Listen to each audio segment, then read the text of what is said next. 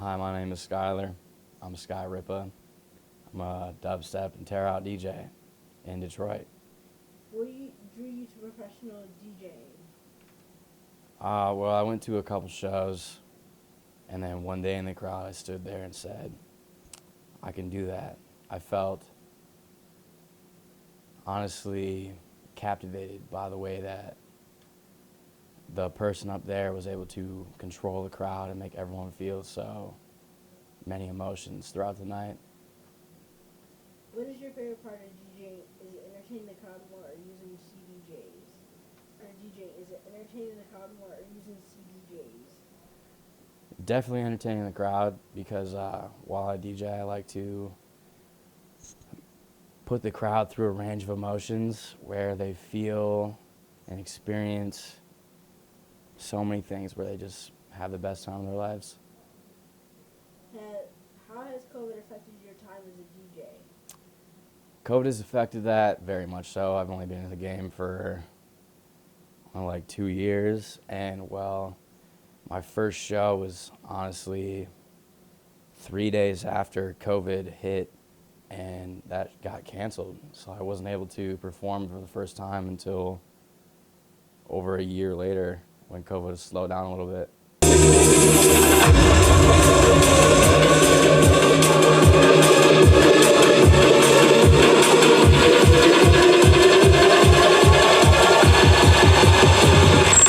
Where do you come from?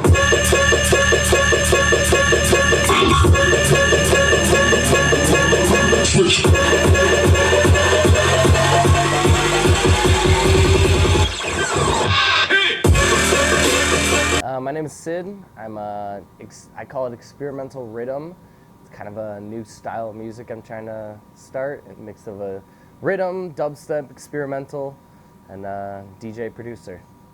So what drew you to professional DJing? One of my best friends since high school, his name was Drippy. I don't know if you've heard of him. He's a pretty big artist DJ. He actually just kind of pushed me into it. I was going to shows every week, and he kind of just yelled at me one day and was like, "What are you doing?" And he was like, "We need DJs like you in the scene that aren't in it for the ego and stuff like that, people that have a passion for the music." And he pushed me into it. He told me a mixer to buy. I bought it. The day I bought it, he came over, in the middle of a North American tour, would spend time 3-4 hours with me and teach me how to do it. And so definitely Drippy. He was my biggest inspiration, and I'll always thank him for that. What is your favorite part of DJing? Is it entertaining the crowd more or using